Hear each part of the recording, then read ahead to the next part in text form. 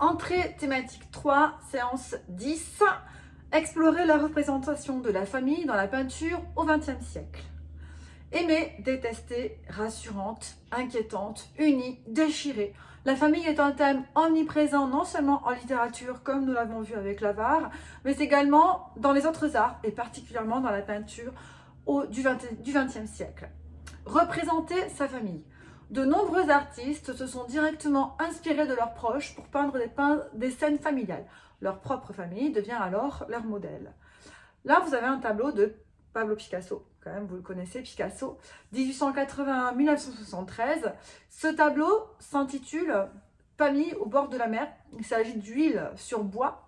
Les dimensions ne sont pas très grandes, 17 cm sur 20 cm. Il est au musée Picasso à Paris. Ce tableau a été peint lors de vacances en Bretagne. Il représente sans doute la compagne du peintre qui s'appelait Olga et son fils Paul. La maman, le papa et l'enfant sont réunis parce qu'ils ont les mêmes couleurs et c'est également un lien tactile puisque la maman touche le petit garçon et le petit garçon touche le papa. Donc on a vraiment une famille qui est unie au bord de la mer. C'est en Bretagne d'ailleurs, vous avez remarqué qu'ils ne sont pas dans la mer, bizarrement. Voici un tableau de Frida Kahlo. Alors Frida Kahlo, vous la connaissez, vous savez, c'est celle qui a le mono sourcil. C'est une peintre mexicaine très connue. Et c'était une dame qui a beaucoup souffert de la colonne vertébrale. Elle a eu un très grave accident de bus. Elle a été très longtemps hospitalisée. Et elle a peint de nombreux tableaux d'elle-même, de nombreux autoportraits où elle se représente en train d'avoir très très mal à la colonne vertébrale, de souffrir. C'est quelqu'un qui avait beaucoup de courage. Et c'est une femme peintre qui est extrêmement connue et très souvent représentée. Elle est née en 1907, elle est morte en 1954, et dans ce tableau, elle représente ses grands-parents, ses parents et elle-même. Il s'agit donc d'un arbre généalogique, il s'appelle arbre de famille. Ce tableau, c'est de l'huile sur zinc, donc c'est peint sur une paroi de zinc. Il fait 30 cm sur 34 cm et il est au MoMA, Museum of Modern Art à New York. Donc elle se représente en fait comme un fœtus dans le ventre de sa maman et en même temps elle se représente déjà née, donc petite fille, et elle tient des rubans qui la relient à ses parents et à ses grands-parents, donc pour montrer l'importance de la famille. Alors c'est un ruban, c'est peut-être aussi un cordon ombilical, je ne sais pas, mais elle montre ainsi ce qu'elle doit à ses parents et à ses grands-parents, et elle se représente dans un arrière-plan qui évoque le Mexique, avec la maison, avec des toits plats comme au Mexique, etc. Voici le thème des loisirs en famille, toujours dans la peinture du XXe siècle. Et on va parler plus particulièrement de l'après-guerre, donc après la Deuxième Guerre mondiale. L'après-guerre ouvre le temps des loisirs. Les peintres représentent le plaisir des vacances balnéaires, ça veut dire à la mer, et les joies simples du temps libre partagé en famille. Sur ce premier tableau de Henri Matisse, qui est 1869-1954, le tableau s'intitule « La famille du peintre ». Il s'agit d'huile sur toile et il est exposé au musée de l'Ermitage à Saint-Pétersbourg. À gauche, on voit l'épouse du peintre. Après, il y a ses deux fils qui sont en train de jouer aux échecs. Et sur la droite, on voit la fille, sa fille qui est habillée tout en noir. Les couleurs et les formes de cette œuvre rappellent les miniatures persanes. Voilà. Ensuite, on a un tableau de Fernand Léger, 1881-1955, Les loisirs sur fond rouge. C'est une huile sur toile qui se trouve au musée national Fernand Léger à Biot. Il y a des sculptures et des peintures de Fernand Léger au musée d'art contemporain de Toulouse. Quand il sera réouvert, vous aurez le plaisir d'aller les découvrir en famille, je l'espère. Fernand Léger propose dans ce grand tableau d'après-guerre une vision moderne de la famille grâce à un art qu'il veut compréhensible par tous. Donc c'est un art qu'on appelle naïf.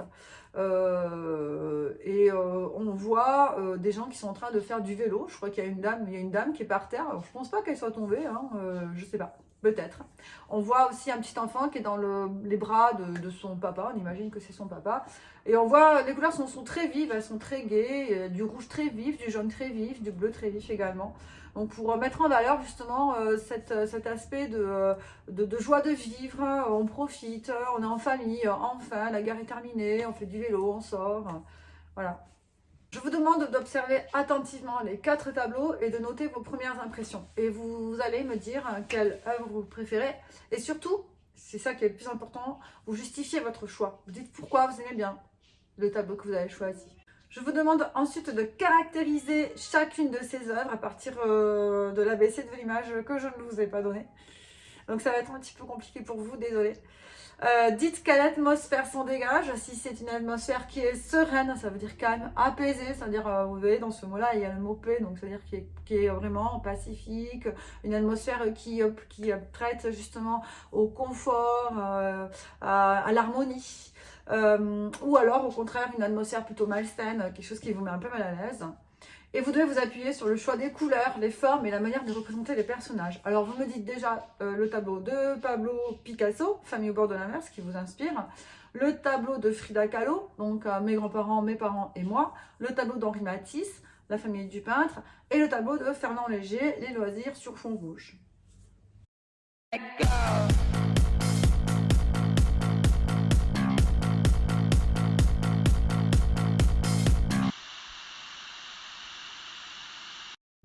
Alors moi voilà ce que j'ai trouvé pour Pablo Picasso. J'ai mis que c'était un tableau qui était réaliste, j'ai mis que les couleurs étaient fidèles à la réalité et j'ai mis qu'on avait l'impression qu'il y avait beaucoup de tendresse, beaucoup de sérénité, beaucoup d'amour dans ce tableau.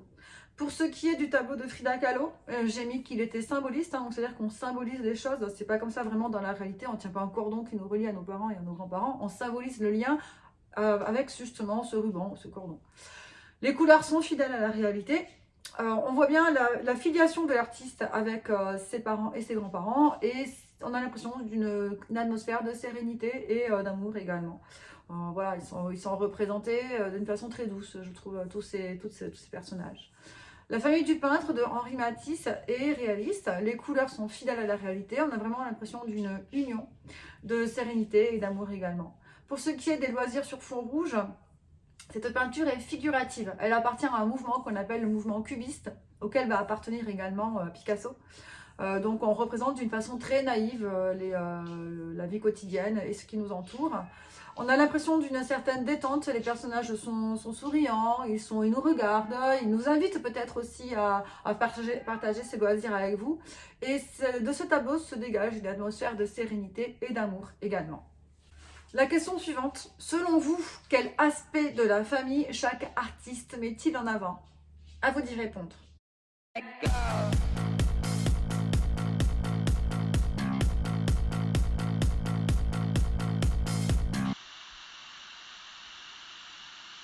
Voici les réponses à ces questions. Dans le premier tableau, Famille au bord de la mer, l'œuvre de Picasso met en avant la naissance de la famille, l'attention que chacun se porte et aussi la communication entre les membres de la famille. On a l'impression que vraiment l'un touche l'autre, qui touche l'autre. C'est une véritable union de la famille. C'est une famille qui profite aussi de ses vacances au bord de la mer. Dans le tableau de Frida Kahlo, on voit que cette œuvre insiste sur l'inscription de l'enfant dans son ascendance et l'importance des fondements qui sont symbolisés par la maison, les parents, les grands-parents, donc d'où je viens, qui je suis, ce que je suis maintenant, c'est déterminé par mes parents et par mes grands-parents et je ne suis que le fruit de toutes ces personnes que j'ai aimées et qui étaient là avant moi. Dans la famille du peintre de Henri Matisse, on rentre dans l'intimité familiale. On a l'impression qu'on est un petit peu un voyeur là qui regarde par la fenêtre pour voir un petit peu comment vit le peintre. Dans les loisirs sur fond rouge de Fernand Léger, c'est une vision de la famille unie, élargie, parce que vous avez vu qu'il y a plusieurs personnes, plusieurs adultes, donc peut-être que ce sont des oncles, des tantes, des cousins, et on a l'impression que justement après les épreuves de la Deuxième Guerre mondiale, qu'on voit finalement dans ce ciel rouge, la famille s'est élargie et on se retrouve, c'est la famille au sens large, avec toutes les personnes qui comptent pour nous et que l'on peut retrouver, peut-être que ce sont des amis aussi, parce que finalement les amis qui nous sont chers, ça devient de la famille. Donc là, il nous montre qu'après les épreuves de la guerre, on peut retrouver l'union de la famille. Ces 4 tableaux proposent-ils une image positive de la famille? Justifiez votre réponse. Toutes ces œuvres proposent une image positive de la famille. C'est l'union entre chacun et l'attention à chacun des membres de la famille que les peintres ont cherché à représenter sur chacun de ces tableaux. Je vous demande de fabriquer un arbre généalogique sur votre JDLE. Donc ça, oui, vous pouvez le faire. Évidemment, c'est pas très compliqué. J'ai eu de très beaux arbres généalogiques les années précédentes. Vous pouvez faire comme Frida Kahlo, c'est-à-dire utiliser des photographies pour représenter les différentes personnes de votre famille. Vous pouvez aussi faire un arbre généalogique imaginaire, par exemple dire que vous descendez de Jedi ou alors de personnages très connus de la télévision ou de jeux vidéo, je ne sais rien. Vous pouvez faire preuve d'imagination. C'est quelque chose que j'essaie toujours de favoriser chez vous. Et vous pouvez choisir des photographies de parfaits inconnus que vous pouvez trafiquer ou faire ce que vous voulez. Donc, ou alors vous faites quelque chose qui est vraiment crédible et qui est la vérité historique, ou alors vous faites quelque chose de totalement farfelu, imaginaire.